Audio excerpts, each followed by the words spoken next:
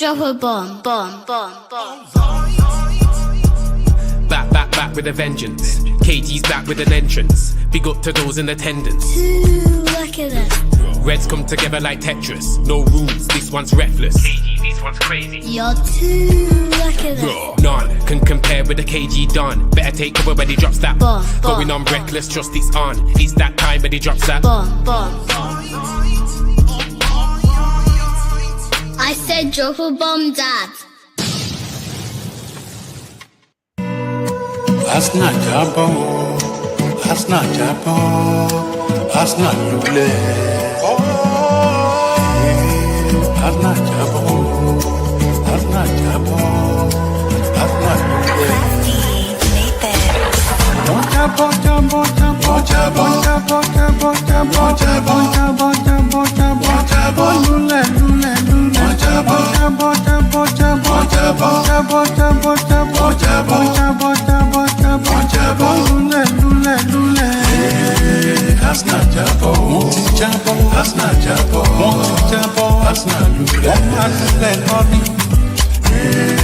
That's not Jabo. That's not Jabo. That's not Lule. No, where's my camera? I'm supposed to be Jabo. Oh, Jabo. I was enjoying it. I forgot to turn my camera on. Welcome, people. Welcome. Hey, listen. Welcome to the Reckless Round Table, people. It's been a minute. It's been a week. How's everybody feeling? I know we're feeling good because we're all dancing to Hasna Jabo. Tell me. Everybody must have witnessed and must have enjoyed that Arsenal. It's not even a slapping, yeah?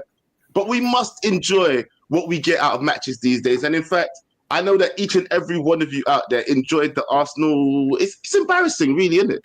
Because the state that we're in right now, Arsenal should literally run us over. We was all expecting a beating, surely. Bro, no comment. Nobody's expecting a beating. No? I'm not going to lie to you. Show of hands. Who thought that we was going to get something out of the match? Put your hands up. Oh, yeah, I did. Sure. I did. Everybody 100%. Thought we was going to get what out of the match? Starting with Bots. I called a draw. So you called a draw. Bots, what did you call? I thought we were going to win 1-0. What? I would even go into more detail. I thought we were going to win by 1 goal, which is why I'm so annoyed at certain players. But I thought we were going to. It was written. Yeah, I thought we could nick something before the game. I never go into those bigger games. I just feel like these guys are capable of pulling something out. So I thought there was something there to be got. I didn't know what to expect from the match.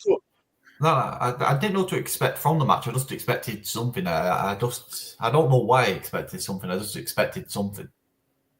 Yep. Yeah, and I think the only reason that we expected anything. The only reason that any of you expected anything. No, it's only because I'll tell you one thing here. The reason why any of you expected anything is only because you feel that we turn up for these big games. Yeah, that's why. That's the only reason. I was just about to say, when you base it off this season of Liverpool and Manchester City, like Liverpool away, City away, like they've turned up in big matches. Correct. See, I think I'm sitting like with little Yo-Yo right now. Yeah, I didn't know what to expect. If I'm being honest with you, why did Connor just disappear back into the darkness? Where did he go? I went on to Twitter, mate. Mind you, he should not disappear into the darkness. Because he is so like. By the way, yeah, make sure you. I'm not even going to say nothing because them guys were cussing me last week about something, but I'm not even going to put it out there in the ether right now before everybody starts doing it again. But look, let's concentrate on the match here. Joe, I did want to. Can I add real quick that like in terms of my expectations and attitude going into the game, there was a little bit of like these guys just beat PSV 7-1, and I was just like, part of me felt they have used a lot of their goals already, but then just because we always somehow just like find the confidence to just want to start playing all of a sudden when it's a big team. We did it. There's evidence versus Liverpool, evidence versus Manchester City, and even like, like it just shows that like there's something mentally that happens with our players, current squad, that they just want to like switch on when it's a big occasion. And yeah, so that was where the quiet little like confidence that I had was coming from. But yeah, back to what you were gonna say, bro. Once again, therein lies our inconsistencies, doesn't it? Therein lies our inconsistencies. To me, it kind of speaks to kind of tell off what Bots was saying. It speaks to one of the things that really bothers me about this current generation, how bad the mentality is, in that when there's nothing to lose, almost, it's not even necessarily big games, because there could be a big game, but there's a lot of high stakes on it. But when it's a big game and there's nothing to lose, they can show up. And when there's pressure to be had, they can't deal with it. So that's why I thought, okay, there's nothing to lose today. Arsenal expected to spank us. You know, I felt like there was something to be got. So whereas most people are a bit happy about the result and all that, I'm not impressed, man. I'm not okay. Do you know what then? That's fine. Not impressed at all. I'm a bit embarrassed. I'll be honest. I'm embarrassed with some of the behavior I've been seeing. Even that Arsenal Jabbo video, as funny as it is, we drew 1-1 at home. I know we've been rubbish, but relax. I'm not impressed, man. I don't. What are you saying then? Obviously, we should have won, but like, what are you trying to say? The way I'm feeling about United from game to game, I don't have the luxury of being happy or sad or whatever from game to game, because to me, we have such huge issues that any one game isn't going to sway me either way. It's not going to really make me feel, oh, we won. And we didn't even win, but whatever. It's not going to make me think, oh, we got a good result or whatever. That moment might last for like 5 minutes, and then, oh, look at these rubbish players. Can we swear? Late, bro. Look at these dead players. Look at these, come on, man. People said, can we swear, and uses the word dead. That's funny. He's loading it for later. That's fine. He says it himself. But you know what then? Okay, do you know what? That's fine. But in that match, I saw some gems in that match, which we're going to get onto. See, this is why I wish I started at the end with the Arsenal thing. But anyway, there's some gems in that match, yeah? Just like KG was talking about earlier, right? Was there not some gems in that match? Yeah, there was good performances, like, from some of the youth players. Like Heaven coming off the bench shows us that we should be reading our Bible. Shows us that there is light on the other side. He shows us well. Finish right now. He put in a solid performance. And he put in a solid performance when he's only 18. He's coming up against Arsenal's first team after Arsenal, like he came from Arsenal's youth team, didn't he? He's come to us, probably been a bit rushed into his first team performance. Probably didn't want to start him as soon as we started him, but when he's come on, he's a left-footed centre-back and he's doing his job there. And yesterday, he clearly showed when he picked up the ball in the midfield, he carried it deep and he laid off a few passes. He was doing well. I genuinely. I saw him in the box at one point when in open play. It wasn't even a corner. In open play, I was like, that's Heaven. What's he doing that, bro? But you know what? If he's that kind of player who is able to bomb forward and provide something, you never know. Give it a chance, innit? I saw Collier. Sorry, as well. He's made a good first impression, Heaven. He played decent against Fulham as well. He made a good first impression. That's all I'm going to leave it there. That's what I'm saying, though. But this is, so hold on, just a good first impression, yeah? So that's what I mean about these gems, yeah? Do you know what? I might leave this little section at the end that I was going to do for a whole nother show now, yeah? Because I feel like we need to get into this a little bit better when we come to talking about our players that we think are gems, that should be looked forward to as the future, yeah? And even not just the future, but the here and now. We have players that I feel like have been disrespected and undermined when it comes to when it comes to appreciating what they're doing for the team so far. I know we're shit, but there's also people that have been carrying us, like Bruno, you know, that everybody is always disrespecting because he's always dashing away things and blah, blah, blah, blah. But like I said, if I get into that, then we won't get into the main crux of this show. Yeah, so let's leave that one for a little bit later, yeah? Because as the title of the show says, yeah, Sir Jim's clapping back, yeah? He's had a couple of interviews, not just one. I think he's had 2 or 3 interviews, right? And just try to correlate all the interviews together. He's saying some spicy things back to us fans, you know. There's some spicy things being said towards us fans, yeah. There's a section where he almost says, like, you know, it's you man's fault why we kept Ten Hag. Yeah, like we make the decisions, yeah, right. Well, almost. I'm gonna read the quotes later on, yeah. But the quote that I would like to start with, right, is when he speaks about our spending ability in the summer, regardless of even buying if we don't even buy a player, that we be spending close to £90 million without even buying a player. And that's because, okay, let me just read the quote first. Yeah. So Sir Jim says, this summer we will buy Anthony, we will buy Sancho, we will buy Casemiro, we'll buy Martinez, we'll buy Højlund, we'll buy Onana, and they're all around 17 million each. And if nobody buys players, it's not a light switch that can be turned off. So this is what he's saying. Basically, he's burdened with the sins of the past this summer before he even goes to think about buying new players. But wasn't he in charge of buying some of those players? Was he here? No. When did Ineos actually officially start? Last summer was their first. Well, last summer is them. Last summer is it'd be Xerxes, Xerxes, Ugarte, Euro, Delay, Mazraoui, and Mazraoui, yeah. Aiden Heaven and Chino will be Martin. They're the only signings that you can accredit to Ineos. All clubs buy players and pay in installments. So this isn't abnormal. Don't just think it's a Man United thing or whatever. Every club, Premier League club especially, because the amounts, when they're buying players, they do it in installments. The installments, the agreement is with the club that they're buying from. They then account it based on the player's contracts. They amortize it based on the player's contract, usually 4 years, 5 years, or whatever. But those installment plans could be 10 years, could be 2 years. Do you understand? It's based on what they've agreed with the selling club. But that's a standard thing that goes on with all teams. 90 million, and remember, it's not 90 million. We owe around 300 to 400 million in transfer installments. And I said this on one of the shows before when I called in. I was told, or I read somewhere that it was 150 million that's due this summer. He says 90 million. Either way, it's a lot that's due this summer. And that comes out of FFP or PSR or whatever.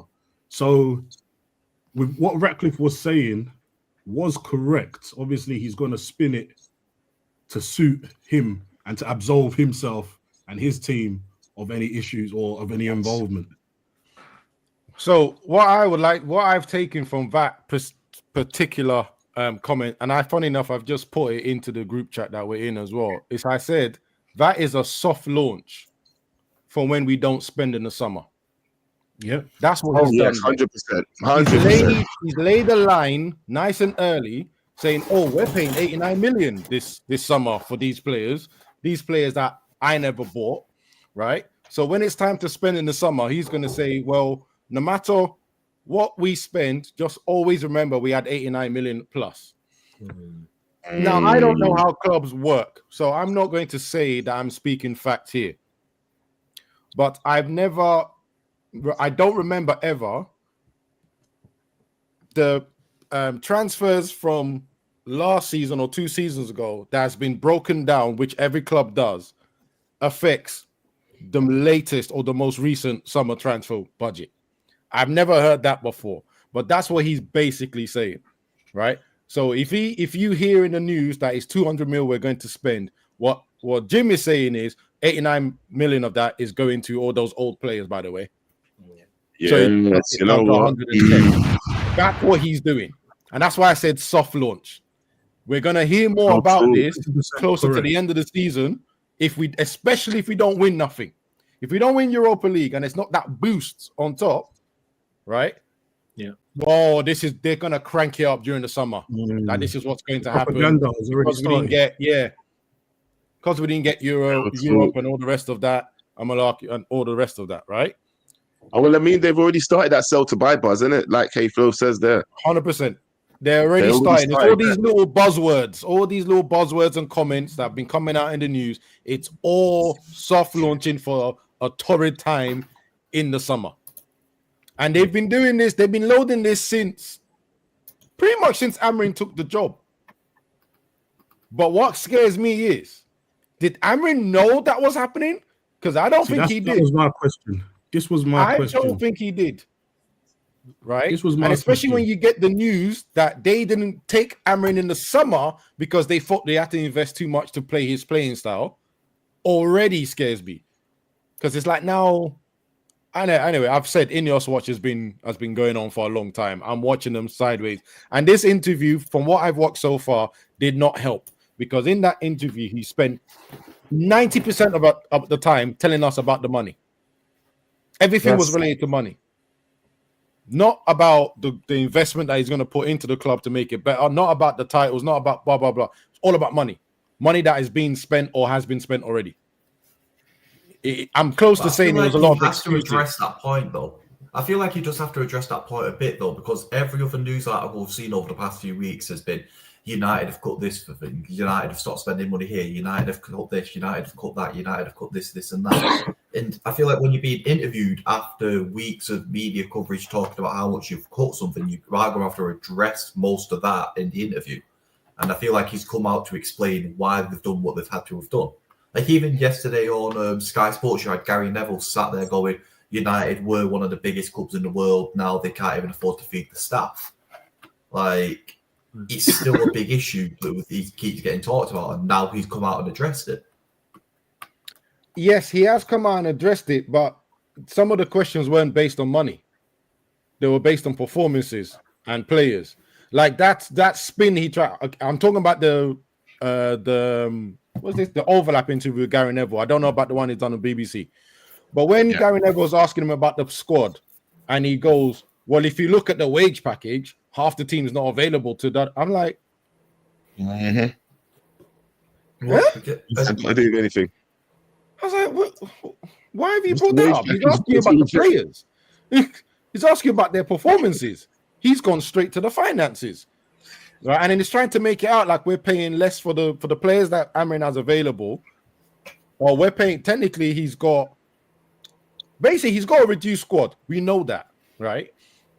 But why are you explaining it in a financial way? Oh, yeah, Luke Shaw, you pay him this much, but he's not available. Because that's all he knows. Do you think that's what I was just about to say? Do you think that's the only way he knows how to explain things? Like he's not Absolutely. I don't think he's technical enough to explain it on the level that you're looking at it, Abs, because you're looking at it more on like the footballing aspect of it. I think he's a businessman, so all he knows and how to explain certain things that's going on in an organization that he owns or he runs is on the numbers level. He doesn't know how to break it down any other way. I feel like he knows, and that's what I got from it. And Riri, like for me, the person that I now understand him to be is he's literally understanding it like this. He says, "All right, who's your highest earner is supposed to be the best player. Second highest earner is the second best player. Third highest, like it's literally like that. Numbers, it's literally numbers in his head. I disagree with that. I'm not gonna lie to you. I feel like he said it himself. Well, you can't hear me. Yeah, we can. Yeah, he said. He said it himself that he's a fan of the club. So being a fan of the club, actually, bro, he said it in the interview. Yeah, he said it. Say a lot of things that might not be true. That's very true as well. That's very true. But if he's trying to say that he's a fan of the club, yeah, you got to know from our perspective, and then add your own analytics as well. Can I reply to that when you finish? Yeah. So I'm just thinking he's talking about the aspects of wages in terms of, okay, cool, these are the players that are worth as much as we think they are. Well, he thinks they are at the moment. when it comes to performances, clearly we're not doing well. But this is where I critique Ratcliffe in terms of the fan aspect. You can see how us as fans, we're raging, and he's just there like, okay, cool. These guys are raging, but I'm still going to use the business side. I feel like he's finding it hard to juggle both being a fan and also owning the club. Cool. So my response to that is, bearing in mind, when he was buying the club, he sold that he was an everyday person. He was down to earth. He's from this area. First things first, his accent does not sound like a down to earth person, but that's a personal thing. I'm just going to remove that because all billionaires seem to sound the same, which is they didn't go to the same school that I went to. That's for sure. Second of all, he said he's a fan. He's not talking like a fan. He's talking like an accountant. Now, I don't know if you guys listening to it like that or don't like that. But if we're talking about performances about a player and you've built up yourself as a fan, speak about the performance of the players. Don't tell me about money. We've already seen all your brutal cuts. I understand that I asked for open heart surgery and I'm going to take it in. But I thought the open heart surgery was going to be on the players, not on the day-to-day workers of the club. Right? He's talking about, there was a consultant that was getting paid for body language and stuff like that. I did a little research. That's very common in clubs. All the mental health thing, all the player psychology, body language. We had this conversation last week, though, that they need that stuff. It's very common in clubs, especially top clubs. They tend to have more. So for him to sit there like an accountant and go, but this person's getting paid 100, yeah, because they have to do it for all the players, all the youth players. It's a big job. It's not a small job. I know Real Madrid have a couple of that. I know Barcelona have a couple of that. I know Chelsea do. I know Arsenal do. So why are you bringing that up? Damn, you sound like an accountant, bro. Don't sound like a fan. And you don't sound like the open heart surgery that we need. No, but how can he play both sides? I mean, I have to agree with Prem. Like, how could just to jump in on that? Just to jump in on that. One at a time, please. He can't sound purely like a fan because he has to take the ownership stance. He has to make tough decisions. But where I do agree with Abs is that he's very far removed from fans. He doesn't have to be that far removed. He doesn't speak any of the same language that fans are speaking. In the interview today, when Gary Neville questioned him on certain reductions that they've made and withdrawals of payments to charities and funds and things like that, when Gary Neville put to him that couldn't players have contributed, couldn't they have done like charity events and appearances to pay for these things? It's not that big amount of money in comparison to the money United are usually talking. He said, we didn't even think about that. No one at the club suggested that. My point is, if he was that's closer, a lie. Bruno wanted to pay for something.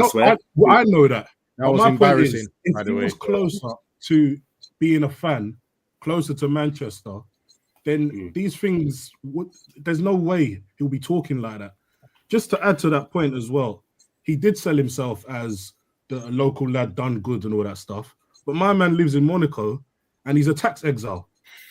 But then on one hand, he's not refusing to pay tax by living in Monaco. But then on the other hand, he's now trying to get in on Southern Manchester funding from the government to pay for whatever. There's so many things that just contradict. So I'm not having him at all. The interview, he spoke very well, as most billionaires would do, and I'm not surprised about that. He spun it very well as well, though. And when there were tough questions, especially, and I want to come on to this part as well, when Gary Neville moved to the Glazers. Which tough question?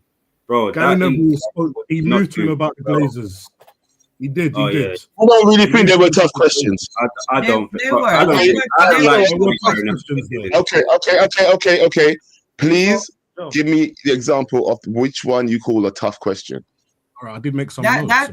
I'll give you one straight away. When you talked about was just about to point out one, actually. Hold on, let Hulkin go. Let Hulkin go. Yeah, one at a time, someone, please. Gary Neville spoke to him about the Glazers and the burden that their ownership has had on the club. And Ratcliffe did what he could as a rat to squirm out of answering it. Gary Neville even said, I understand your position, they're your business partners. You can't insult them and this, that, and the other. He did his best to worm around that question. On the Glazers, he was very avert. He avoided it as much as possible. So that's one area that I was pleased with Gary Neville, but at the same time, I could see that they're chummy. Gary Neville's a Ratcliffe guy.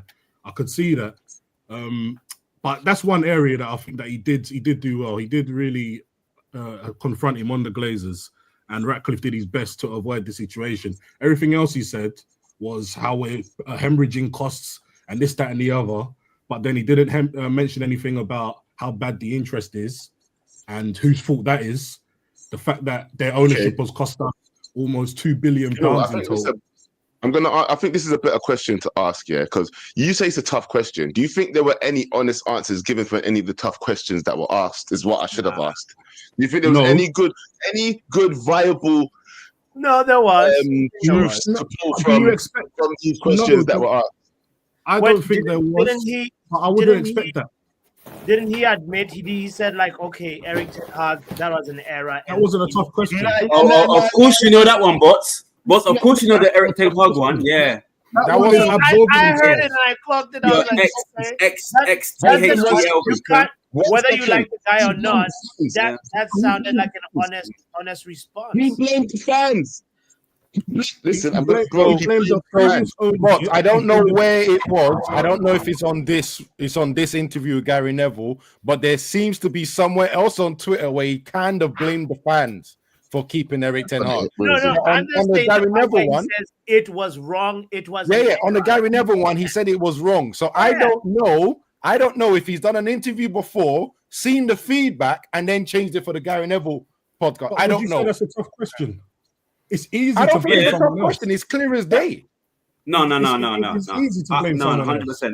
It's a tough question, but I feel like he answered it weird. Because I would be honest. Is it the fans or is it you? Because you're talking like you made a mistake. So you guys have all spoken. So my take on this interview is, and I don't look at it from an emotional fan standpoint, because I'm not that. I haven't been an emotional fan in a very, very long time. This dude is a businessman. He was in an interview, and he is not going to sit there and speak from an emotional standpoint. He is going to sit there and speak from a number standpoint. He's not going to give you guys what you're looking for. Exactly. Let's just set that expectation right out the bat. He's not going to give you what you're looking for. He's not going to come in there and be like, oh yeah, I'm a boyhood fan and I feel like, the Glazers ran this club into the... No, that's his business partners at the end of the day. And he's not going to throw them under the bus. Not going to happen. It never happens in corporate. Never.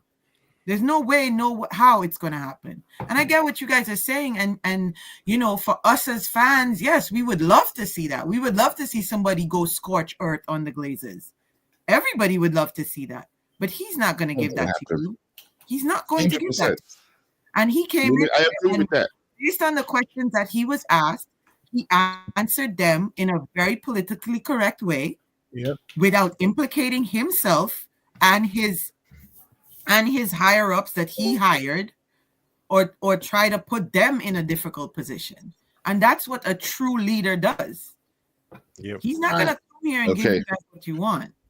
Sorry, Joe, can I interrupt you for a second? Because I've seen a comment, right? And this is when people open their mouths that don't know who's actually talking. I have run a club. Because I have run a club. I have run a team. I've also destroyed a team because there was no money. And I'm now helping run another club that's tight budget, and we're talking about money. So for someone to be in a comment saying, I don't know how to run a club, I've never done it, you need to shut your mouth. You don't know who I am.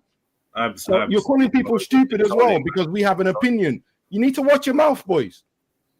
You need to watch your mouth. My experience might be small, and I'm not United level, but I've got the experience. So watch what you're talking to. I've seen the comments twice. Sorry. Just thought I'd throw that in there. Calm yourself, brother. I'm calm. Don't worry. I think that person apologized, by the way, Abs. So he did. He there was an apology. There was an you did apology. actually say sorry.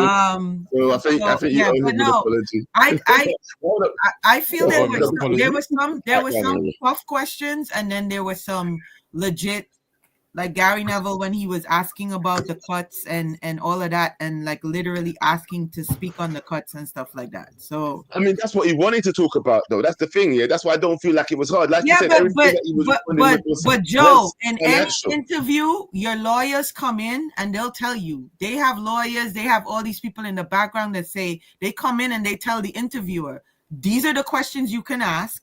These are the topics you can ask. Yeah. You cannot veer from that. If you do veer from that, we will cut the interview. It will be terminated. Yeah. I mean, I get that. Yeah. But here's the thing, though. Yeah. Pushing back on certain things have to be there. You can't just come to any interview. Imagine, right? You know what the interview is. It's overlap. Yeah. You know certain questions are going to be asked because he's not enough. Yeah. You're going to get some tough questions that you would obviously have to tick off on and be prepared for. Like you said. Yeah. He will be prepped for the interview in that case, in them words, if you know what I mean. Yeah. But there were some things that were said, like what Bots landed on a minute ago, yeah, that he was saying about how he... can you repeat the words that you said about the interview when he spoke about Erik ten Hag? He said it was an error, and he said, like he... Why are you missing out the bit? Here's the thing, though, Boss. You're missing out the bit, yeah? There's one bit that you're missing out, yeah?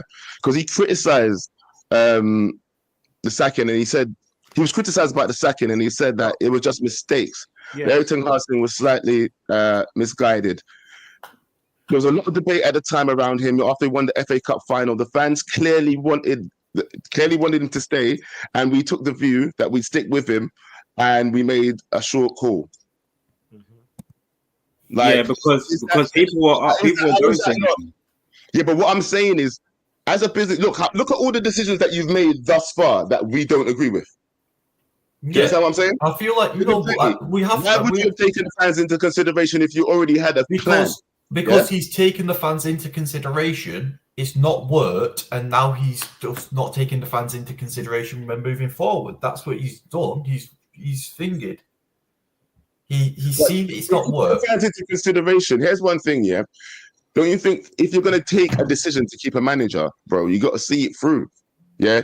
Well, I did anyway. But He did. He kept in until the next season, and clearly Ten Hag didn't do well in the coming weeks. And Ratcliffe even said in his interview that the group was new as well. The five people that were joining him. He said that all five of them were new. They all joined late. So to get them to accustom to each other, and then now they're looking at the stat sheet. Okay, Ten Hag's won a trophy. Let's not sack him right now because.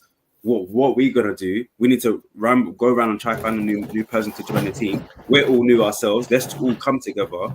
And then now, the next season, now he's not really doing well. That's when the whole if buts and maybes, who should we get a new manager in, all that stuff came about in it. That's how it was. So it's a whole decision making that I feel like was right and wrong at the same time. So now I feel like coming from, I don't know if I believe it, but I understand it. I understand that's one thing I believe though. I believe because he did mention it was an emotional decision. He also mentions that many of them hadn't got their feet under the table. They just arrived. It was a too big a decision to make so soon into their tenure. I believe that. But I also believe it's very honest. I think that's one of the most honest answers he's actually got on these interviews, actually. Yes. Yeah. But I also believe it's very easy to absolve yourself and use that as an excuse when it goes wrong, which it did. Yes. And now it went wrong. It's very easy to say, oh, the old management team made that decision. It's on them. So I believe that part of it. As the accountant he was, right, I'm surprised that he never, probably he can't do it either. I don't know, legal things, right? But those sackings, both of them, Ten Hag and Ashworth, in my opinion, or from what I've gathered, is worth way more than all the cuts he's been doing in the club itself. So when he says, oh, we have to do that, but you're not accounting for that, saying, okay, I know it look, because he never put those two things together. Again, I haven't watched the full thing, as I said before the show. So maybe he does. So you guys can correct me. He doesn't. He never put those two together. I said, oh, look, I know we're cutting 230, blah, blah, blah. And I know it looks bad because we've also just given away 16 million or whatever because of these two sackings. and then say, okay, we apologize for that. It's like he handled them separately. But then, like I said, everything was going back to the money. But it didn't feel like you need to take accountability for those two decisions you made because they're bigger than the other ones that you're doing now. That's how I felt anyway. I mean, you know what? Later in the interview, he mentions, and this is something that kind of not bothered me, it stuck out to me. He kind of said, he mentioned faithful supporters, and then he said he considers faithful supporters to be season ticket holders. Now, one thing I've noticed in our fan base is that there seems to be a hierarchy type thing of you're only a true fan if this or if that.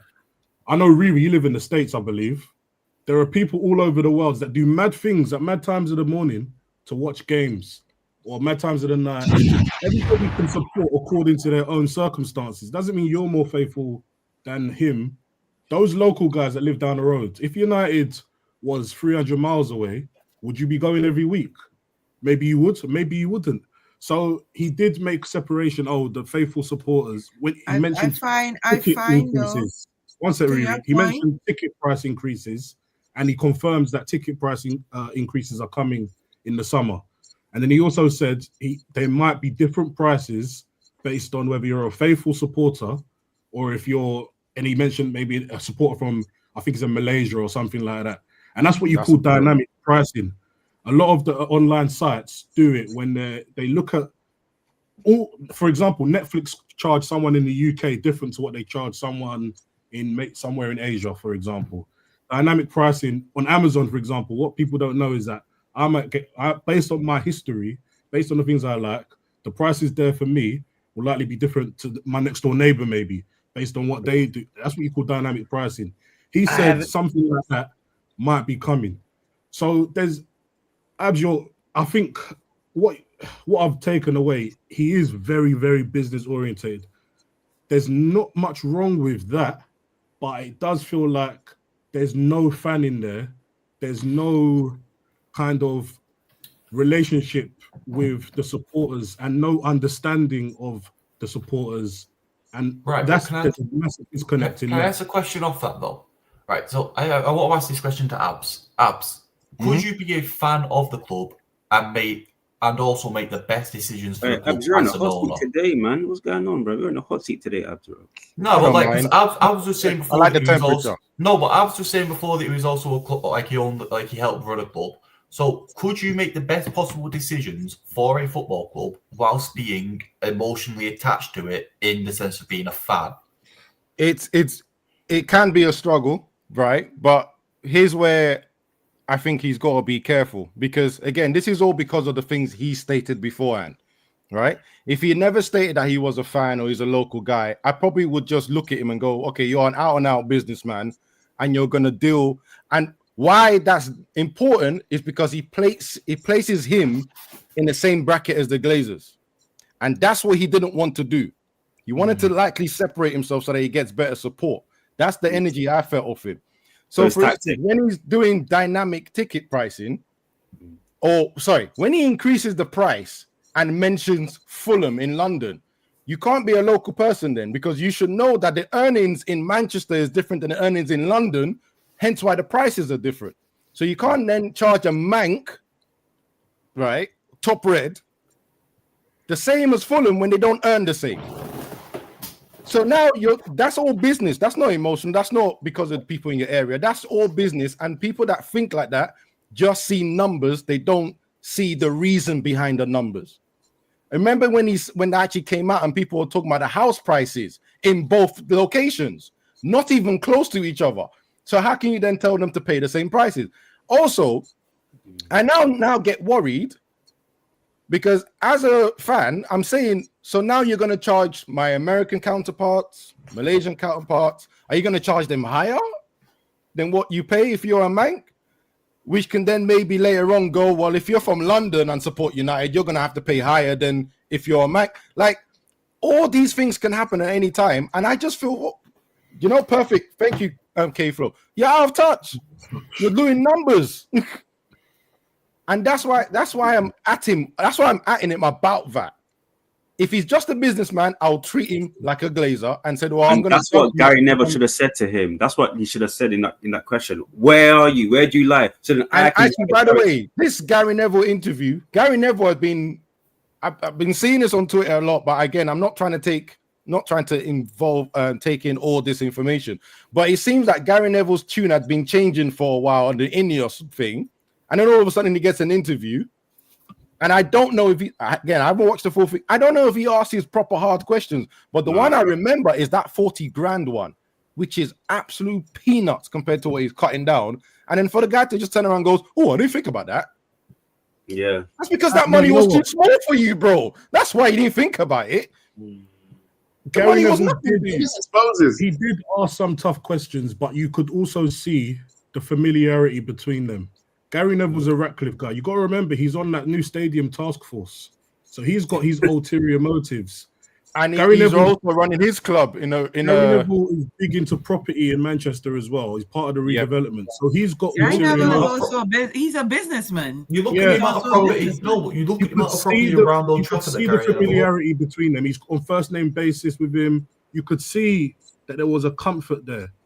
But at the same time, he did ask him some tough questions. Something he didn't ask was, what's Ratcliffe's roadmap for full ownership, if there is one? Because where was you hulking in that interview? Where was you? What I'm saying. Because it was too friendly. But that question might have been excluded beforehand, like Riri said before. The lawyers could have gone to Rap and said, these yeah, Connor, I know that. I know that. But the point is, the fact that it could have been is a problem. Do you understand what I'm saying?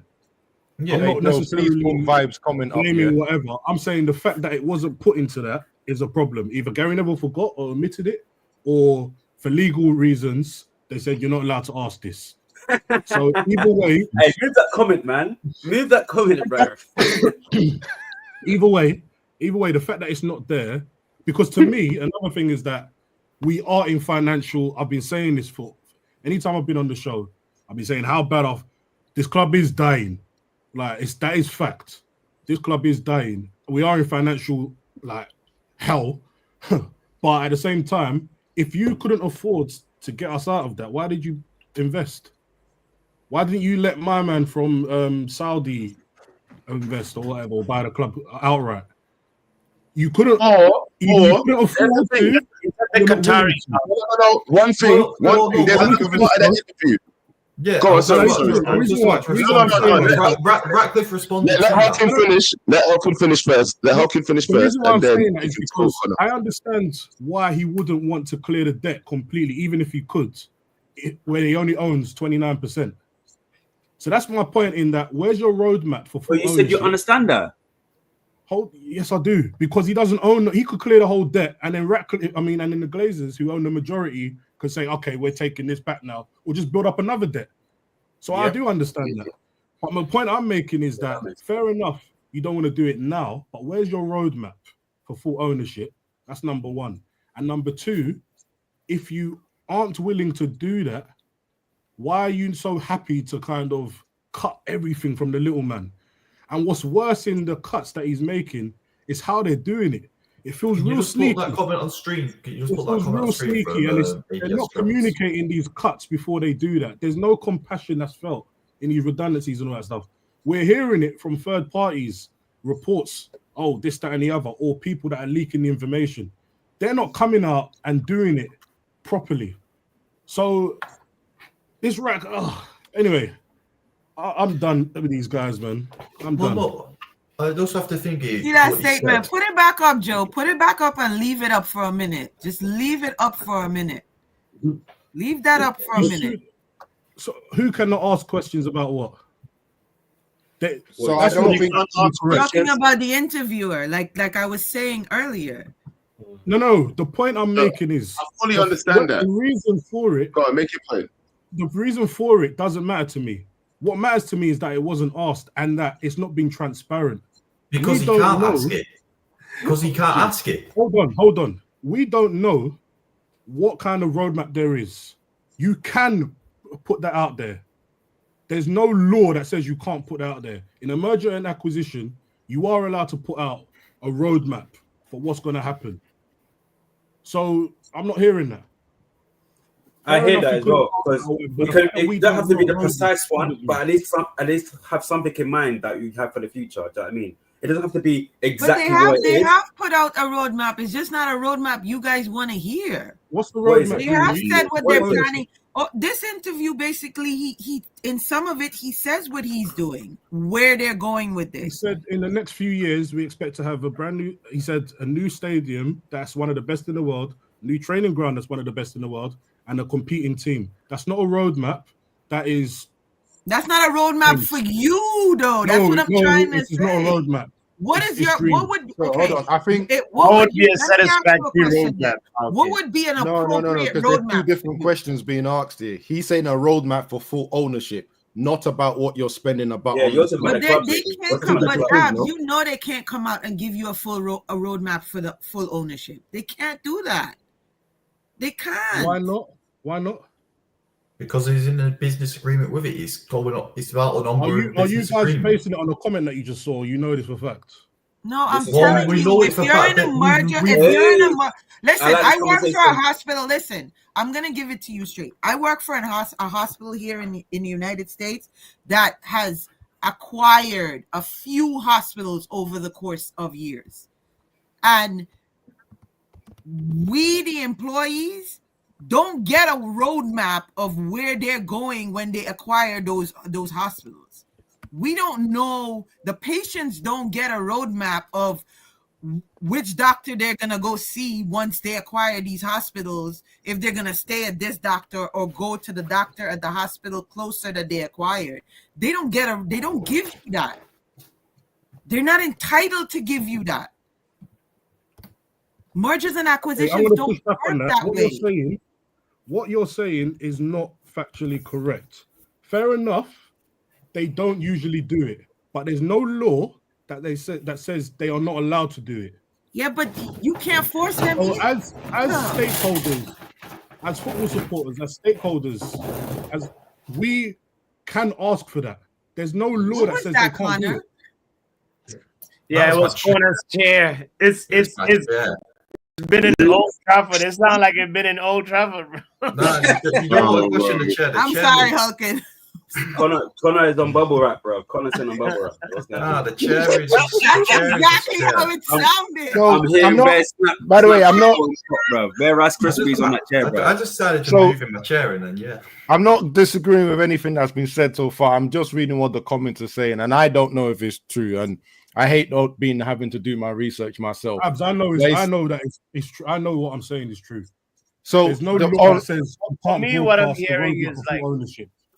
Sure, Hulk, and I think that's a fair question to ask. But like, we don't know the full extent of some of unless all the documents are uploaded online and the fans see. We don't know the nitty gritty agreements and terms and conditions No, of I some get of that. these.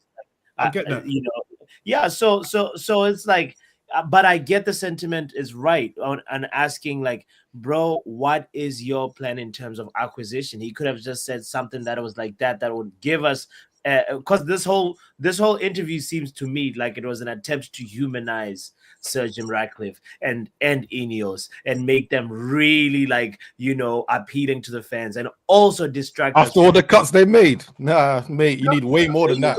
It's a failed attempt, obviously. Why did they do it at this time? Why was it just at this time of all they had the whole time last year to do this interview? Why is it now that the time that we're losing, we're 14th, I think 14, 15, I don't know where we are on the table. Yeah. Now they decide, oh, you know what? Let's do an interview. Let's do something dramatic. I've got an answer for that. On our side, you know what? The press is going to be over. 1 second, let me finish. 1 second. Yeah. The press is going to be over, and they're like, yeah, we're done now. We can go back to our habitat and just chill, and then you look just bake off of that information. Let's like this. But yeah, One, the fans just protested, right? So there needs to be some sort of reaction. There needs to be some sort of distraction, some sort of like smoke screen that's going to get people talking and focused on the wrong thing and not really being like the culprits. The true culprits are the Glazers. These guys were brought in to just make us, pull us like puppets, watch puppet strings and just literally be distracted. So that's one explanation. The second thing is that the team is not doing well. And we kind of need the fans need to know what is the plan moving forward with Ruben? Are these guys looking at Ruben like he's doing a good job? And he did answer that. He said, listen, I think like Ruben Amorim is doing a really good job. Yeah, he likes him.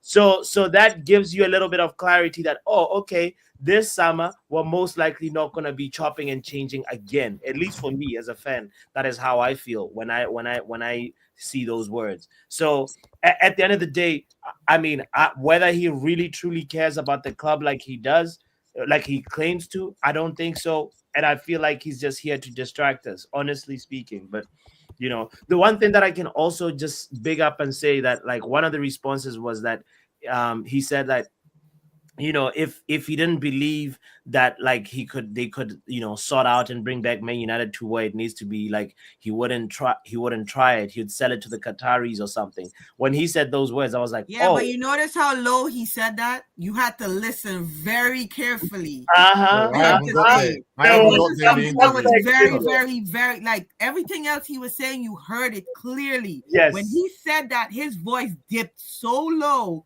The inflection in his voice was so low when he said that.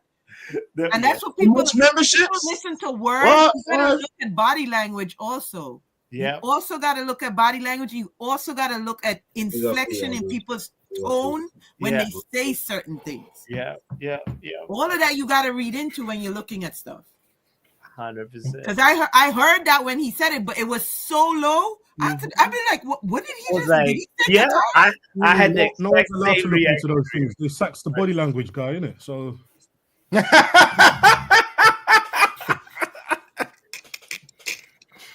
he was earning too much, innit? Joe, why you just throwing shade at you, man? He said you didn't invite him. I'm not even gonna respond to that. I'm not gonna respond. Yeah, again? I said, Wajid showing shade at you. He said you didn't invite him to the round table. I just said he can't make it to anything because he's in a different country when I ask him to come to things, and now he's telling me that. It's true. No, he's doing a Sir Jim. He's shifting the blame to you, bro. Allow me, man. You know what he said? You know what Wajid said? Wajid said, "Mina beg friends." That sounds familiar. Well, there you go then. So what's the problem? Don't be upsetting it. Don't beg friends. You hear me complaining? Nah, but people want to drag me through court, but we're not going to get into that. That's neither there nor here. But anyway, let's. Do you know what? Yeah.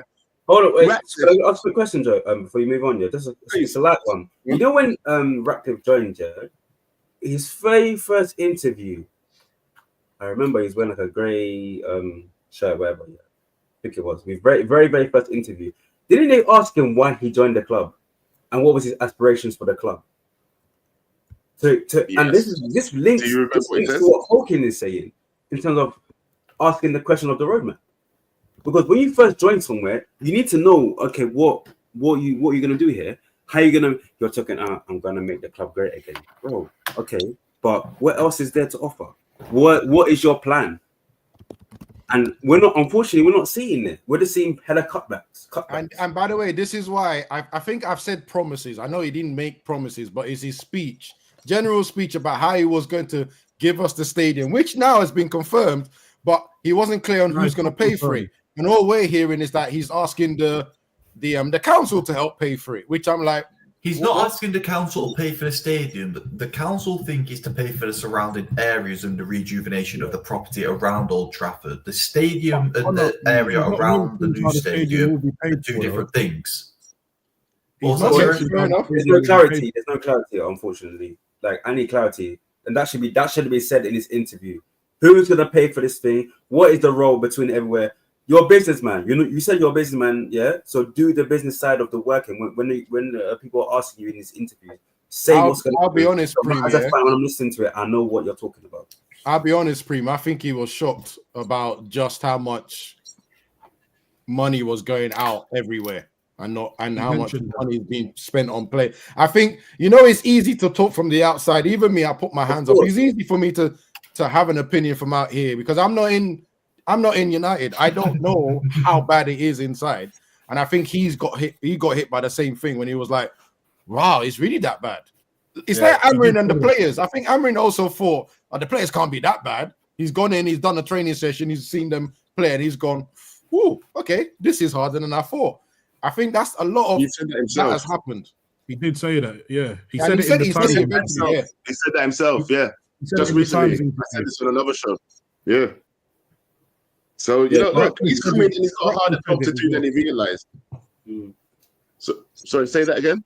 No, I no, was Joe, saying you was gonna Ratcliffe said it. move on. Oh, go on. Oh, sorry. I was going to say Ratcliffe mentioned about he didn't know how bad the finances were. He said it in the Bro, you Times can interview. imagine putting all that money into a club, and then when you get there, you didn't realize how bad the finances was, and you were like, So why did you join? Why? This is what I'm saying. Why did you join? Do you know what team we are? No, but I have. Do you know what team we let are? me explain. I don't know if you do What is going investments. on? I don't know if you do stocks. I don't know if you do any of that stuff. But a stock can look good from the outside, and you invest in it, and then next thing you know, you invest your money in it, and Can I just later, can I quickly just something happens, and that's can I not quickly just say something? Why do you think I've been able to bro. explain this better? Before Jim Ratcliffe bought us, they would have probably been sent the club's finances over the past few years. The clubs would have had to have shown Ratcliffe the finances. He mentioned that. And Riri, buying a whole club worth billions is not the same as investing. But he didn't buy the whole club. And CFDs. But the point is, he's investing a lot more than just retail shares that you and I will invest in. So it is different. Having said that, even when I'm investing, and I've worked in that industry, commodity shares and all that, you do enough due diligence. He has done enough due diligence, he said. Accountants, what's it called? Financial investigators, so on and so forth, and did their research into the finances of Man United before buying, before investing. He did all of that. And then it was still worse than what they discovered. So our finances are really, that can happen still as well. I do agree that can still happen. And people forget, credit to him, he's actually put in another 300 million whilst being there. All of that, most of it is gone already. So if he hadn't put, this club was on the brink of complete disaster if the Glazers didn't put out that they needed to get strategic alternatives. But he put in that money, a lot of that is gone already. So the finances were really bad. It can happen that things do creep up, that even with all the best will in the world in terms of the research and accounting and blah, blah, blah, things can still come up that you wasn't expecting. And that has been his reality. And he did mention it in the interview with, I think, Matt Lawton or whatever in the Times. Why? Hello. Everybody, can you hear me? Yeah, I can still hear you. Oh, have you finished your job in Tesco? You're going to import on the show now? Was there a spillage on aisle 4, Joe, or something? No, I was busy. Did the customer buy expired milk? Like, where were you, bro? Were you doing a customer return or something? Hold on. Why do I have to work in Tesco though? How can I be working from Tesco here? What? Customer service, bro. Anyway. No, all I was doing is I was trying to sort out something for the next section because we got derailed because I played Arsenal Jabbo at the beginning. So we started talking about Arsenal then. Yeah. So we didn't get into the next section that I wanted to talk about. So you know what? Let me try and segue from this Ineos talk, Glazer talk. Before you finish, Abs, I need you to watch the interview and just comment in the group in the GC when you're done watching the whole interview. Yeah, I plan to do that next. I did that. I'm just saying the start wasn't great though. The start wasn't great. I'm gonna hit this guy. I swear to God, plus one. Stop doing things. Who's controlling? Who's controlling? What's happening? He has control as well, and I don't know what he was trying to do. I'm just moving everywhere. Oh, is this like when you have two controllers and you're both pressing the same button at the same time? Yes. Well, one's pressing X and one's pressing Y. But put your hands on your head so we know you're not touching stuff. Like, just put your hands on screen so we know you're not messing around touching stuff. Yo. Hey, see, you can see his hands. We know he's not thinking. All right. Transition. What did you want to segue into, Joe? You were about to transition us into. Yes, but listen, I was trying to transition into the next section because after watching the Arsenal match, right, like I said, we saw a few gems come through, the likes of Heaven and stuff like that, right? But on KG's show earlier today, I did pose a question to everybody, which he didn't quite get. And he said to say it on the show later on today. And I said, Ten Hag signings from last season. Yeah, how much of them are flops now? How much of them are flops now, in your opinion? Yeah, and I did bring this up. 1 second. Sorry, could you repeat that again? Do you mean just this summer or all his signings? Just this summer, just gone. No, all his signings. All his signings that are still here. Oh, right. All the signings that are still here, right? So all of these guys, I'm going to make it bigger in a second. 1 second. I hope so, because I don't know how you expected us to see that. Yeah, don't worry. I can zoom in. Now we can't see the bottom list, Joe. Who's at the bottom? Don't worry, you don't need to see. Don't worry, you don't need to see. I've got. Why is that one of Rasmus there like that? Which one? No, it's fine. Oh dear. Anyway, don't worry about that. Can I ask a question? Was Casemiro his actual signing, or was that the club bringing in Casemiro? It was a signing under Ten Hag. It was a signing under Ten Hag, so I feel like because when you guys say his signing, I pretty much look at the people that he wanted, not the people that the club brought in during his time or his tenure as coach, as manager. This is going to some of them are what the old regime wanted and brought in, and then the ones that he actually said, these are the man I want y'all to go out and get me. So this is what we discussed. Can I quickly mention something from the start, right? I want to say one thing right off the start. Managers generally do not get all the players they want. Thank you. Generally, right? Even Pep. 100. So, to make it easier, I think we should just put every player that was signed underneath his tenure, because one way or another, he would have wanted that profile. So, for instance, let's say he went, I want a Frankie de Jong, a guy that plays deep, controls the ball, and dribbles. If they have turned around and said, okay, what happens if we can't get them? He must have said, or he must have planned together with his scouts or whatever, okay, if I can't get that, can I get a defensive midfielder to help with the defense? So that's what I think happened. I could be wrong, but I think you're wrong on that. Only reason I think you're wrong on that, is because he still tried to get that bald-head guy that I forget his name now. What's his name? Bird. Amrabat. So I don't think he felt that Casemiro was the right decision. I don't think that was his decision. I think that was a panic buy by the club, if I'm being quite honest with you. No, it was. They said it. They said it was correct. But I'm going to include everybody that was signed under him. Where's that prick Onana? Anyway. Where's Onana? Oh yeah, hold on. I'm still doing that one. Don't worry, I don't like him. But anyway, we'll do that in a second. We'll bring him on here in a second. I'll finish him. We don't like him. He's a prick.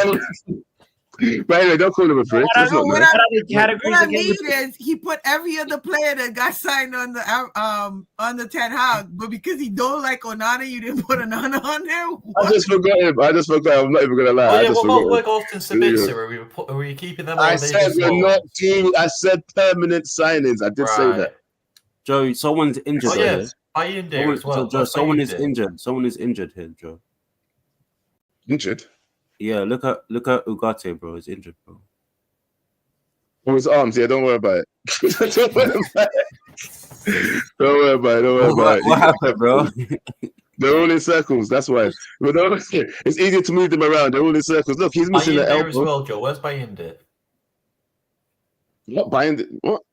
I don't think you realize how many players he signed, by the way. Just by the way. Can we deal with the ones? Hold on. Can we deal with the ones that are on screen first, and then we can talk about the ones that are off screen? Okay. Can we start somewhere? How can you prepare for this? I'm not prepared, bro. What's going on? Brother, I prepped and I missed one. Brother, anyway, you should know what show this is. It's called Reckless for a reason. Don't ask me dumb questions. Anyway, as I was saying, out of the people that you can see for now, anybody that we've forgotten, we can go ahead and add at the end, But right now, the people that we have here to fuck around with, we've got the likes of Lenny Euro, who I deem myself to be a star already, I think he's got a bright future ahead of him.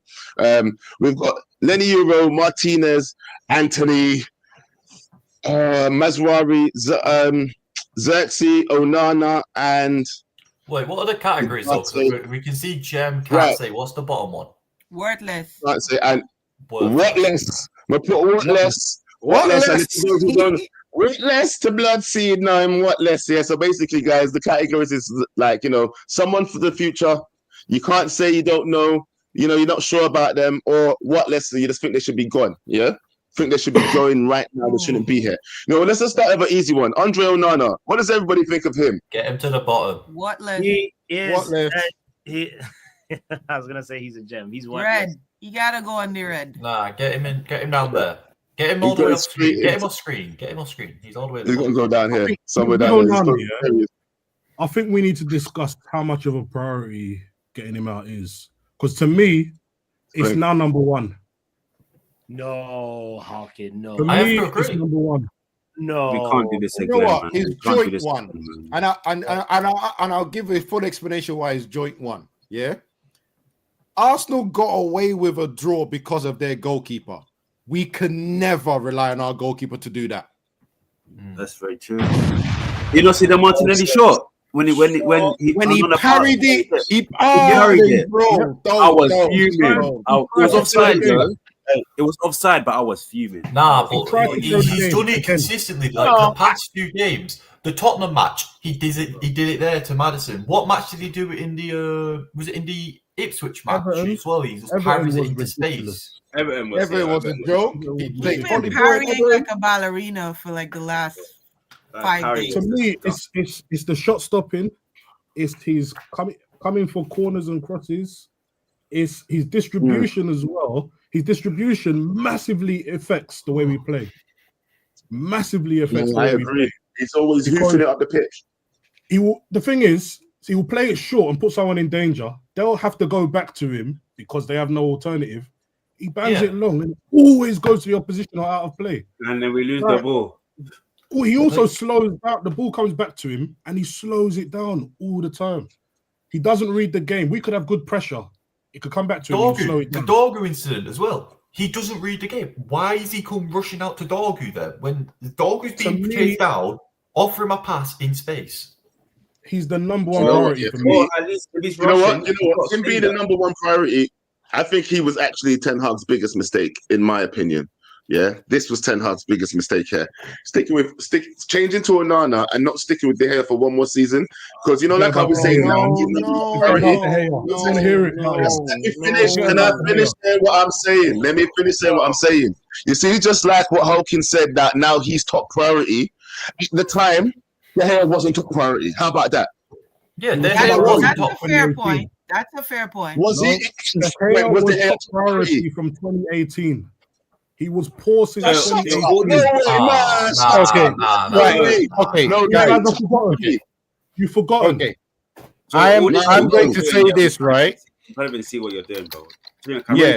Nah, Connor, stop this, bro. We're gonna have to take you. I'm not even going to. No, I don't think Onana was Ten Hag's biggest mistake. There's like Mason Mount and Anthony. Those are like. Well, I still think Onana is his biggest mistake. Anthony, I mean, we're talking about Anthony. I would say Anthony. Onana's worse than Anthony, bro. Mason Mount for sure. Yeah, come on. Let's actually get some answers. Let's move on. We spoken about the first 5 players. Let's do the first 5 players. All right. So first 5 players. All right. So let's talk about this guy. Woo, bad boy into the place. Gem. Obviously. Let's just stick him in the gem section. Hold on. Let's move on. This guy, I think this guy's going to push him actually. He's not a gem. He's not a gem, but he's not a can't say. In the yellow one, what's that can't say? He's witless. Are you going to try to tell me he's witless though? No, but like the way this grading system's laid out is sort of like not the best, because you can't say he's a gem, but you can't say he's worthless because he has done well for us. You can't put him in the middle, so you can't say how good he is. So I'm going to be different to Connor. I'm going to be different to Connor. No, but Joe, why did you put can't say as a category? I don't think I was going to put. There should be like a 4th category of like there's a gem, there's like he's good for the club, can't say how well they're gonna be, and then worthless. It should be like an extra category. Joe, just put them in. Let me 1 second. Connor, here's the thing. It's a voting system anyway. You might say that, but You never know. He might end up a gem in here. Can I want to put him in a place, and I'm going to explain why. You guys can jump me. Don't mind. Don't mind at all. On the first season, he was a gem, but now he's in that middle line between can't say and whatless, and I'll explain why. His injuries and his availability is now beyond the concern. Beyond the concern, because now he's 2 seasons in a row where at least 25% of the season he's not available. I agree. If he does it 3 times in a row, the 4th year he's going to be 50% of the time not available, or even more. So right now he's in that line, unless someone, and it's not obviously going to be our health people because they're rubbish. Our medical staff are rubbish. Unless someone fixes him, he's very close to that what list line. I feel like the injuries that he got hit with are 2 different injuries, though. Like one was with his knee and one with his ankle. Like it was 2 different injuries that you can't. It's like he's becoming serious injuries, though, Connor. Well, yeah, but you can't really credit it to being injury prone when you're just getting 2 No, I didn't say he's injury prone. Joe said he was injury prone, though. Joe said I don't think he's injury prone. I think he's more so what Abs was saying. The fact that both his injuries were very serious and he's unavailable for the majority of the time. He's in that little gray area between can't stay and worthless, because we can't, by the way, worthless and worthless has 2 different meanings, bro. When you look at Martinez, right, he's not like a player like Reece James. He doesn't have the same injury consistently where it's constantly his hamstring going, not really. But Connor, he struggled coming back from the first major injury. It took him a long time to get into some type of form. The second major injury, what's he going to come back like? Me personally, it's going to sound, but I wouldn't even put Euro in the gem yet. I would put him in can't say, because I've not seen enough. I'd agree with that. I'd agree with Euro being I've not seen enough in the gem. And Martinez, I would put him in whatless at the moment, because I don't think he's going to come back the same. And you know how ACL does to you as well, man. When you come back, it's not good. You can say that you can't say that you're going to come back the same. But you can't say you get it. That's I'd leave him in between can't say and worthless right now, because he's sort of in between. Who hasn't had their say? Who hasn't had their say on Martinez? Have you had your say on Martinez? What?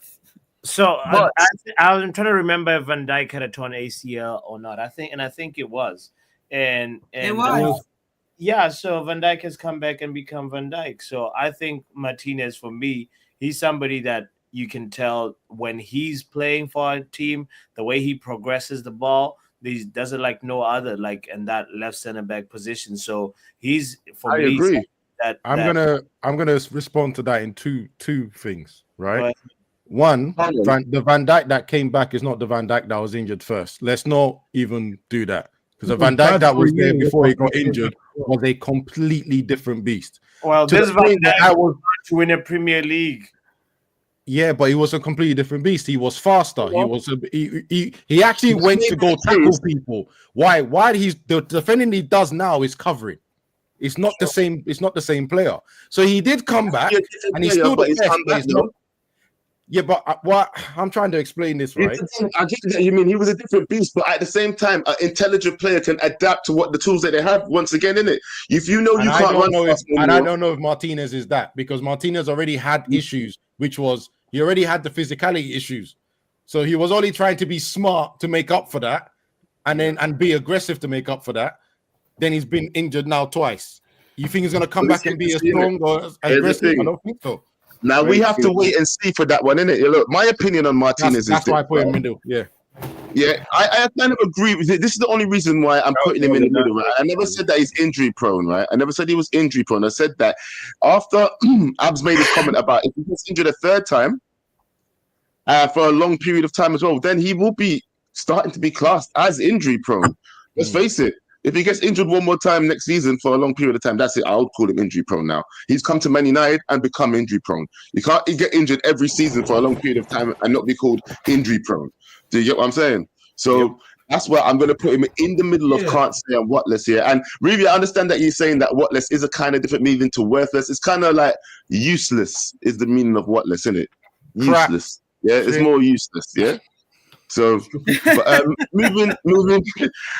Okay, Martinez is staying in the middle line. I think that's a fair place to put him after everybody's conversation. He might move down to whatless next season, but for now, I think he's in that middle ground, isn't it? He's still got some shit to prove. Let's move on to the people that are still in this line, like the likes of this guy now, Casemiro. Whatless. Nah. He's completely whatless now. Has he been whatless the whole time he's been here, though? That's another question. No. But he is now. His first season, he was solid for us. Like I have to agree with that. For his first season, Listen, no. But Casemiro for his first, people forget so easily. That first season, he was suspended for so much of it because he kept doing mad mistimed challenges. Was he suspended for that much though?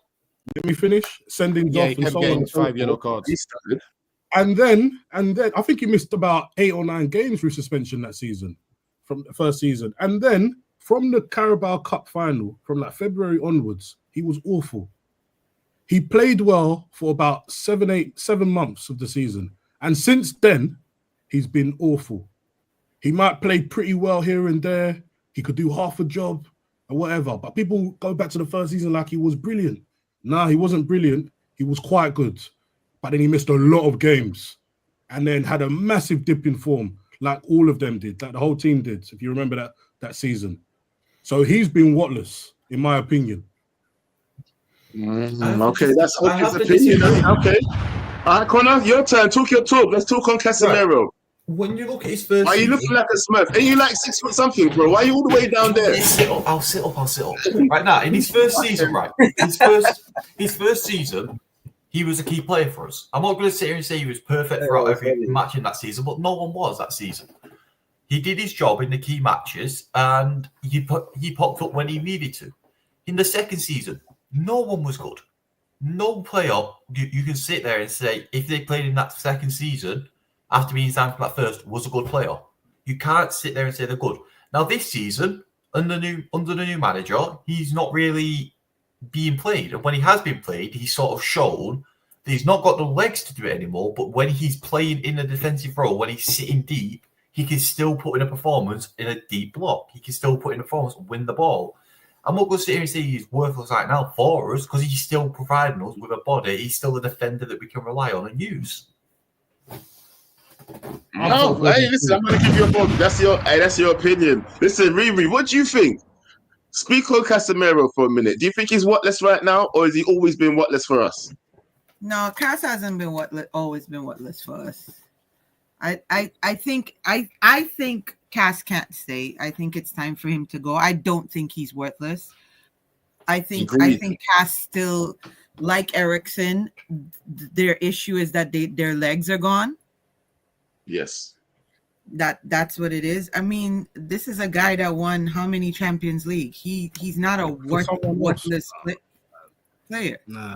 Like his football IQ is still there. It's just his physicality is what's lacking, and that comes with age. That comes with any athlete when they get up in age. They can't. He won six. I think he can be. Yesterday. What? Say that again, Connor. Sorry, I just remembered this. Yesterday, Rasmus Højlund missed that chance where Declan Rice hooked him from behind. Who won Rasmus the ball, play him in front of goal there yesterday? Who would have helped us win the match yesterday if Rasmus could shoot? And then there's about 50 other games where he's been poor. So what are we doing here? Who hasn't been poor this season, though? Who hasn't? Okay, that's the point. Who hasn't? Who hasn't? But for me personally, Joe, you ask me, for me personally. Yeah. Finish your free. He's in the yellow. He can't stay, but he's not worthless. Yeah. Okay. Do you know what? All right, then. That's two. Hey, boss, where have you gone, fam? Where have you gone? I'm here. I'm here. Don't worry. Don't look at me. Let's go. Anyway, come on then, boss. Tell me what you think. Tell me what you think of Cass. Is he whatless for you? Has he always been whatless, even if you think he is now? That's what I want to know. From a financial standpoint, he's worthless because we're trying to change our wage structure, and he's somebody that is sort of holding us back into being the old Man United, and we're trying to be the new Man United right now that has better recruitment and like making sure that you're getting players and not overpaying for players, especially. So, in that sense, he's worthless and he needs to go. But for what he brings to the team, he definitely is important for the moments where we sit back and play a low block. And it seems like that will become a thing to do, until we are able to fully change the identity of the team. So he can still play a role, Well, all right, and Abs, go on, talk to me. What do you think? Is this guy Watless? Has always been Watless, or what? What's the opinion? I just think he's Watless now. For the vision that Ruben has, I know he played well against Arsenal. Don't get me wrong. I love Casemiro. Guys, remember that I also watched Real Madrid as well. Loved him there, but he's not the same player because the legs are not the same. The legs, physically, he can't do what he's built to do or he has been doing in his successful career. So, if I want to be kind, I will put him the same as Martinez. But I'm not trying to be kind. I'm trying to be an accountant like Jim. So the accountant Jim says he needs to go. I think he needs to go as well. No, this is not an accounting thing. This is not an accounting thing. This is more of your opinion in terms of how you think he's performed over the seasons. No, he was needed in the first season. Connor's right. The second season, everyone struggled, but I mean, the clips of him diving into tackles and being left behind, I'm never going to forgive him for giving Crystal Palace that clip of him sliding off while the wingers turned him to bits. Right? The ref cam. I'm not going to forgive him from that because he didn't even need to make that tackle. That's what makes it worse. So then that's for last season, and in this season, he cannot keep up with what's needed in the middle of the park. And that's just the truth. That's the cold truth. Yeah, because Casemiro was struggling when we were doing the donut formation, the 3-1-6. There was so right now when you put a player next to him that complements him, that's why under Ruud van Nistelrooy that it didn't look bad when you saw Casemiro in the midfield. He's somebody that you can still get something from, and right now we're just writing him off because. Can I ask you, Bots? Yeah. Is it worth the 300,000 that we pay him per week? No, financially, I said it, Abs. Financially, he's worth. Forget about the money. Financially, it's too high. Then he What needs to go. I have a question for this panel though, of all these men with all these ideas and all these opinions. You guys are getting rid of all these people. Who are we having on the bench next season? Hold on, that's not what this is though. No, we're doing this. Hold on. We're doing this, but the bigger picture. No, why did you drop a bomb? Who dropped the bomb? Did you hear how she just because Joe's the person that hasn't clarified this question, right? Exactly. And he's dropping the bomb. Like, how does that make sense, Joe? Riri, how dare you associate me in what you just said in your question? I'm sorry. About all these men and this. Well, I'm the only woman on the panel, so I'm addressing all the men on the panel. I mean, we don't know what way Bots identifies, so we can't say. I'm turning my camera off for that one. You don't know I got powers, Connor? He's got powers, yeah. That's a sin, bitch.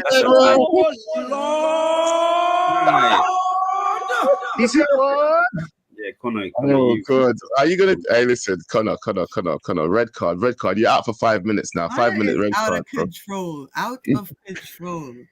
All right. Do you know what? Yeah, let's go. You know what? The thing is, though, Riri. Yeah, just to clarify on that question, what you were saying. Yeah, it's not. I wasn't even saying to get rid of these people. By the way, I was just asking you because this is kind of driven by my agenda, innit? That we're going to be talking about, innit? Yeah, because I was saying about which one of these 10 hard signings are flops now. Absolutely. And it will be made clear soon. Yeah. Sorry, I might need to bounce soon. Yeah, but from my understanding, 1, 2, 3, 4, 5, 6, 7, 8, 9, 10, 11, 12, 13, 14, 15. 15 players was bought by Ten Hag. 2 are gems, 2 are staying. Okay. That's from my opinion. So I'm gonna try and 2 for you. Just say who the 2 are. Simple before you go. Oh, the 2 gems for me are Euro and Mazarari. The 2 stays are Ugarte and De Ligt. But wait, hold on, Abs, because it says gems and it says can't stay. When I said cast can't stay, everybody looked at me like I was crazy. That says can't stay. Can't stay. That's why we're getting onto you. That's why we're getting onto you. Because you can't even read. That's not my fault that Joe had all the players over the words. Because that was Joe's fault. That was Joe's fault. He didn't make it clear. How was that Joe's fault? Easy, because bro, you had a player standing there. We had to guess too. Isn't it? Joe, you have enough pain. Guess the word, bro. Hey, you're having a mayor with your organization, by the way. It's a three-letter word. It's a three-letter word. No. Move the player back over in between the S. Prem. For someone who wants to play show, Prem, you seem to complain about the host a lot, bro. Yeah, shut up, fam. Yes. Yeah, but what do you expect some players to do, though? Say that again. What do you expect the sub players to do? They complain onto their first team. And on that note, guys, have a good evening. I need to go eat for fasting, bro. Have a good evening. Go. Remove. All right, go on. All right, listen, though. Just quickly, because those are the only two guys he says are gems, yeah? The only reason I said can't say is because I was hoping that you guys would let me know what you think of the guys of, like, this one here, yeah?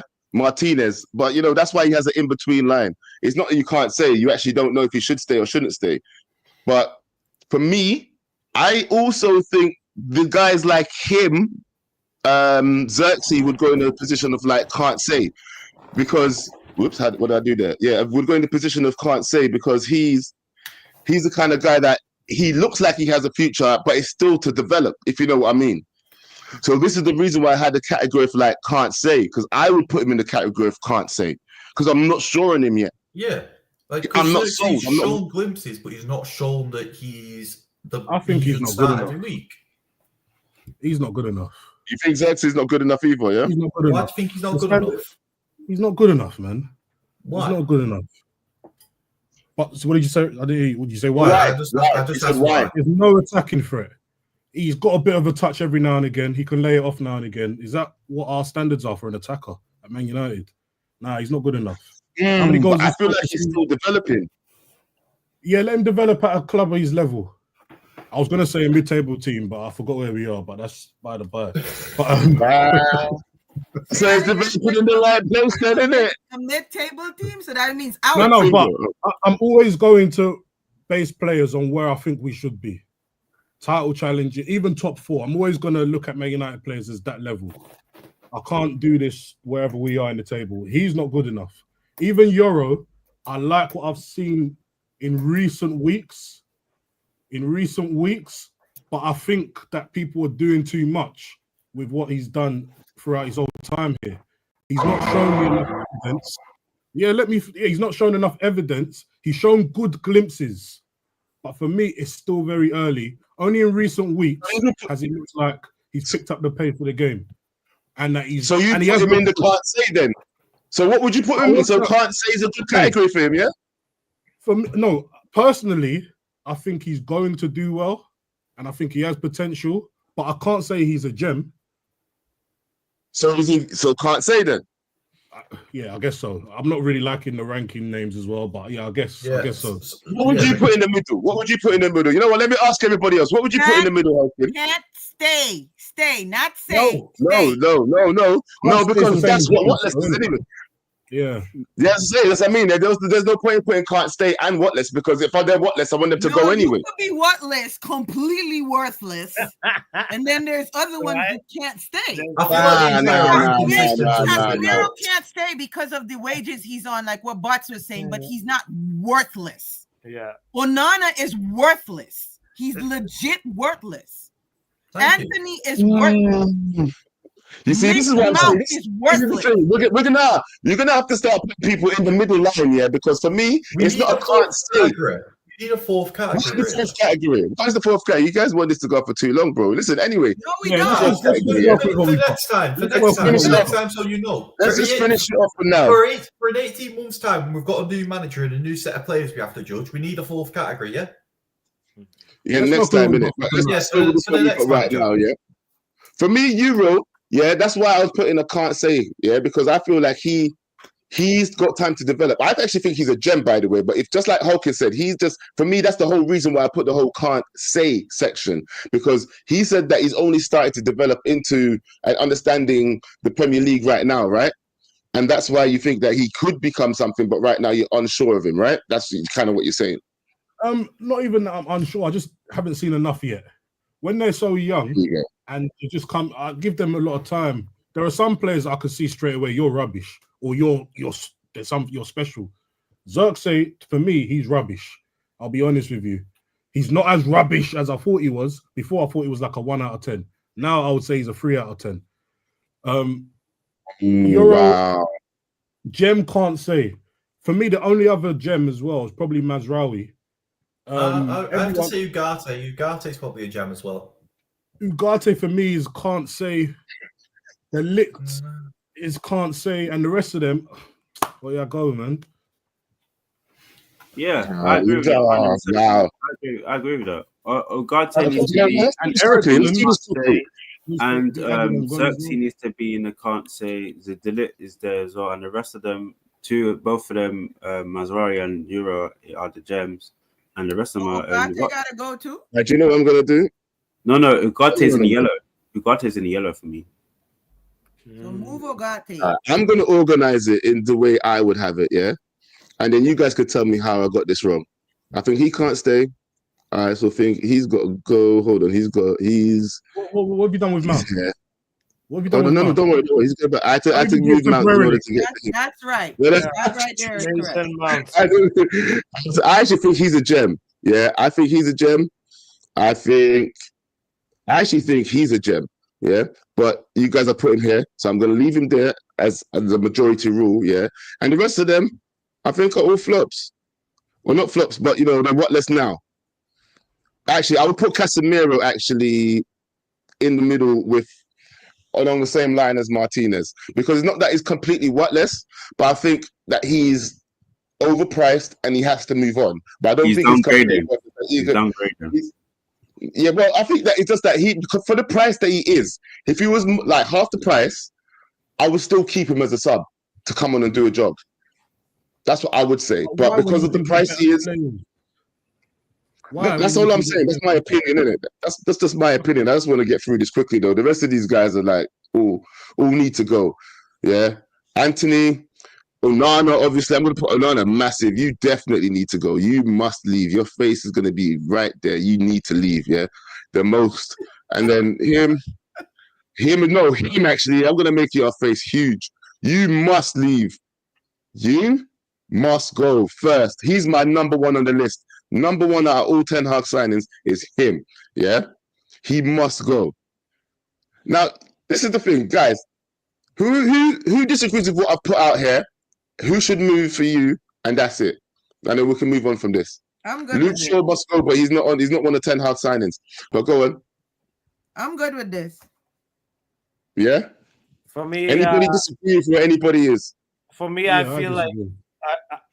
feel like one Mason Mount, of course, he's been so unavailable, but if he can actually be available, he'll probably be one of Ruben Amorim's like favorite number 10. He likes him, eh? Shut up. And do you know why I sin-binned him? Do you know why I sin-binned him? I sin-binned him. You know why I sin-binned him? I thought his connection failed. I was like, what happened? No. Yeah, because the whole world knows, bro, yeah? When will Mason Mount stay fit for who, blood? How you even say that out of your goddamn trap hole? Yeah? Bro. No. Hey, how much time are we going to wait for him to stay fit? Bro, sometimes saying Luke's going to stay fit next season, bro. Luke's going to stay fit and be the best centre back or the best left back, but how long is he going to stay fit for? I don't know. I'm not a prophet, but I can tell you that sometimes there's some things that happen in somebody's life where maybe like the injuries have been caused by a particular. I'm not a prophet. I'm going to tell you for fact that Mount will be injured next season. Okay. Yeah. More than 6 weeks. Yeah. We all know, we all know that Mason Mount won't thrive in this system, bro. Come on, man. He wants Okay, fans well, because of I disagree. All right, I stop. disagree. Well, let me get Hawkins' opinion, please, because the three of y'all will go at it all night if we stay here. You're right. In general or in Mount? It's everybody here. Everybody here, then you can talk about. The only one I think is a gem is Mazraoui. The licked Euro and Ugarte in can't say, and everyone else whatless. On Mount, I agree with that. Yeah, I think that's cool. On Mount, we shouldn't be. I want to see. Hold on. I want to see what yours looks like. So hold on. I just want to see what that looks like. So you said the only person is Mazraoui, yeah? Euro down here. Him down here. Ugarte. Where's Ugarte? Yeah, can't. Yeah. Is that right? Xerxes in red. I'd make Xerxes big as well. I'd make all of them big, to be honest. Okay, yeah, but yeah, just for now, so we can fit them and see who. So, and you put Martinez down here as well. Whatless, isn't it? He's whatless as well for you, isn't it? This is what yours looks like, right? Yeah. You know what? Mount, in that red line, Martinez is the one that I actually rate. I rate Martinez. I just think what's wrong with this? This is calm. I just think that the injuries shouldn't be there. I don't think he'll come back the same, man. Because even from the last injury, he wasn't the same again already. And then an ACL on top of it, the accumulation, and he's a bit older. I just think it's too much, man. I agree. Put it up. I put it up there. I agree. You know what? We can say that, but then these players that you guys are rating have got us in the dizzy heights of 14th.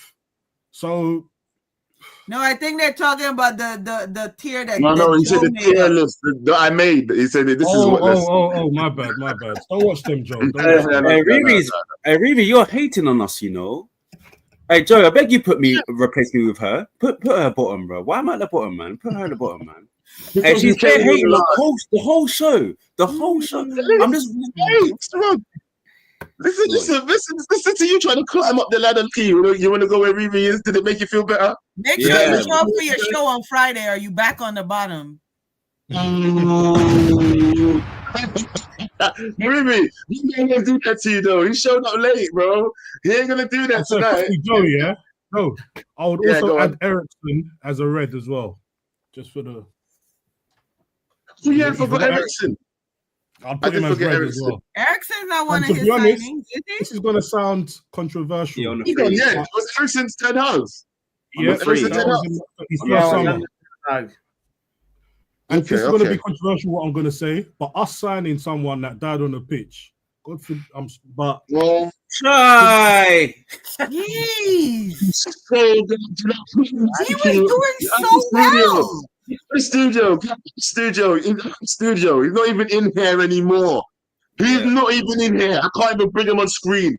And on that note, yeah, do you know what? Yeah, guys. On that note, thank you guys for watching. Why? Yeah. Do you know what? Hey, you know what? On that note, Prem, I'll let you actually end the show, bro. Prem, end the show. On that note.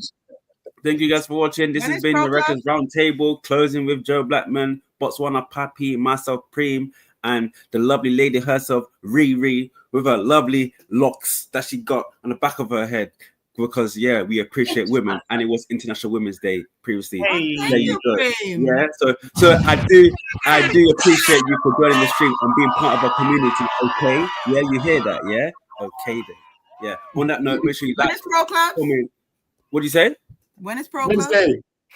We have Pro Clubs with myself versus KG team on Wednesday. I will play Joe's team maybe on Friday. I don't know. We have to sort of. Yes, we'll get our matches out the way this week, and then next week is Classical. Make sure if you're new, make sure you leave a like, follow, comment, subscribe to the channel. Let's get this channel to 50k subs, man. We are needed. Yes, and also follow the man them as well. Follow Botswana Papi on Football Power Hour, Joe Blackman on Backhand Entertainment, myself, Prem Senpai as well. And Riri hasn't got a channel, but she will be starting one. And abs and follow Abs End2End as well. Yeah. Follow him. We don't hear you. You're there. Yes, follow me, End2End Football Podcast. You can see me commenting about certain people brown nosing, but that's okay. Have a good night. Oh my God, what's wrong with these guys ending the show like this? And big up Hulkin for your space reveal, by the way. Yeah, big up Hulkin on his debut. Yes, Hulkin, big up. We need to join more, man. With his 240 megapixel camera, but it's fine, man. I mean, he's still here. Bro, I've been waiting to say that. The whole stream, bro. Do you know when you go settings, you press settings there, you go to high resolution. They're like, no. My Lord. The camera's like, it's good now on the stream. Take care, man. That's not Jabo. That's not Jabo. That's not Lule. That's not Jabo. That's not Jabo. That's not Lule. Jabo, Jabo, Jabo, Jabo, Jabo, Jabo, Jabo, Jabo, Jabo, Jabo, Jabo, Jabo, Lule, Lule, Lule. Jabo, Jabo, Jabo, Jabo, Jabo, Jabo, Jabo, Jabo, Jabo, Jabo, Jabo, Jabo, Jabo, Lule, Lule, Lule. That's not Jabo. Monty Jabo. That's not Jabo. Monty Jabo. That's not Lule. That's not Jabo. That's not Jabo. That's not Lule. One man Lord himself. That's not Jabo. Monty Jabo. That's not Jabo. One man Jabo Lord. That's not Lule. Monty Okiri. That's not Jabo. That's not Jabo.